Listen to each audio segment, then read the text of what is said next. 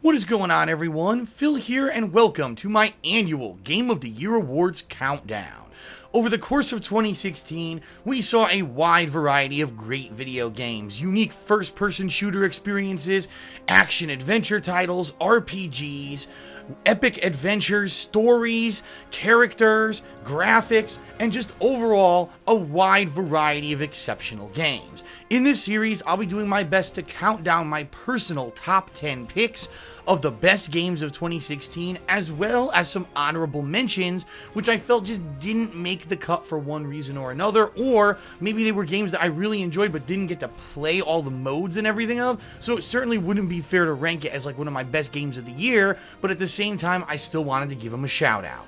So without further ado, let's get started with the best games of 2016 countdown. Honorable mention, Plants vs. Zombies Garden Warfare 2. The sequel to the original game from a couple years back that was an Xbox One exclusive decided to go cross-platform, but at the same time added in tons of additional new content, including single-player campaigns both for the zombies and plant side that had both story, characters, and fun gameplay elements. A ridiculous amount of unlockables, a ton of characters adding to overall gameplay variety, the same fun, easy to jump into third-person shooter combat with a cute kind of edge because of the cartoonish nature of the plants and zombies, and in this one, a huge open world that you can wander around, sewers, and the zombie side of things, the plant side of things, you can interact with NPCs and do side missions and content.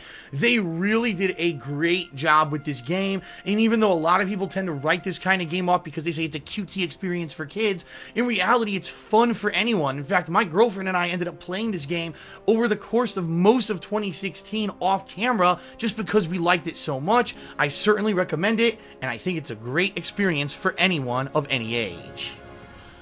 Honorable mention, Forza Horizon 3. Now, it would honestly be dishonest of me to say that this was the best driving game that I played in 2016, because it was the only driving game that I played in 2016.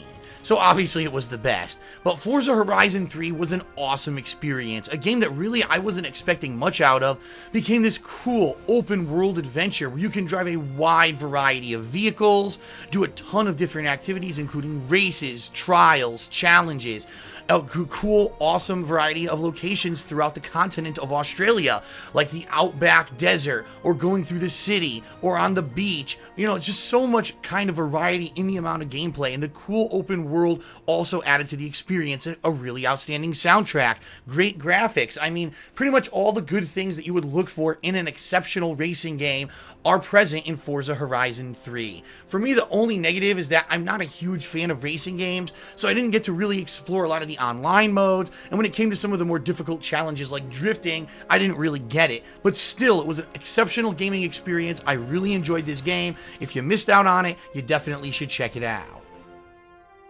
Now on to our official countdown with our number 10 entry for Best Games of the Year, Unravel. Yes, that's right. Probably the most unlikely contender for a Game of the Year Awards countdown ends up making it to the top 10 for my personal picks because it combines a lot of really cool elements. First of all, the art style. It's hyper-realistic. Yarny, the main character for this side-scrolling platformer, looks really cool. And definitely it kind of almost makes it feel like it's a stop-motion animation with the amount of definition and quality that they put into the design of this game.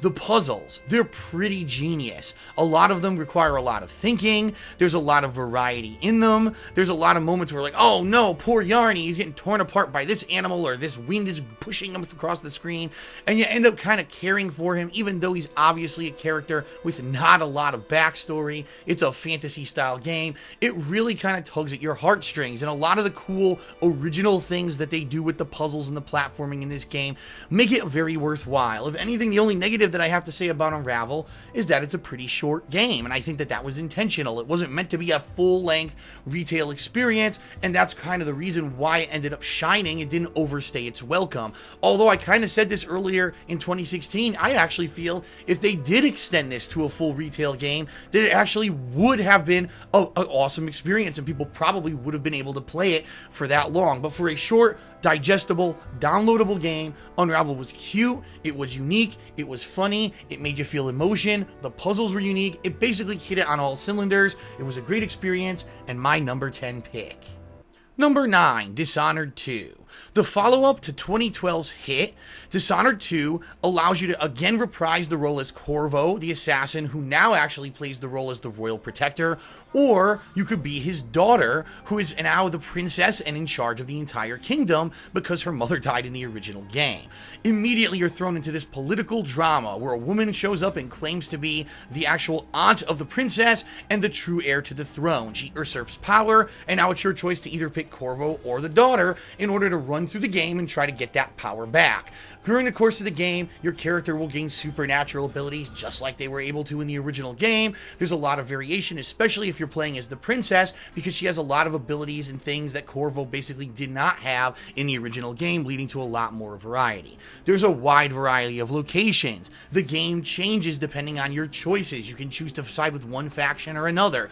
A lot of those cool things and elements from the original game are retained in the sequel, and it makes it really good. The only negative that I really have to say about Dishonored 2, and quite honestly, the reason why it's only number 9 on this countdown is simply put because the game performs very poorly on consoles. Now, I don't know if there was a PC version that was much better, but at least on the console version that I played, the graphics frequently dipped below 30 frames per second, making combat kind of a wonky experience. You couldn't tell what the timing was for a proper parry or a proper kind of reversal or a dodge because the graphics were pretty choppy, especially when you were fighting multiple enemies on the screen at once.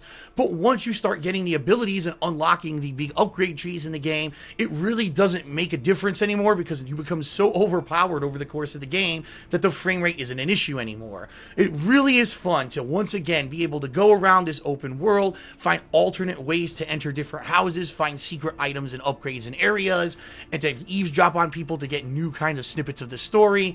There's so much to do in Dishonored 2. It's a great game, and despite its graphical shortcomings on consoles, I definitely feel that it was one of the best games of 2016.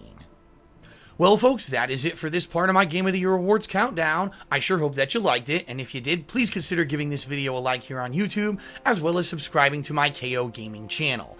Also, be sure to check out future videos in this countdown and future countdowns, as well as game reviews and all kinds of fun edited content right here on KO Gaming. If you check the description of this video, you'll find a bunch of fun stuff, including links to my Patreon, a Loot Crate discount code, amongst lots of other useful information. Thanks a lot for watching, everyone, and I'll see you next time right here on KO Gaming.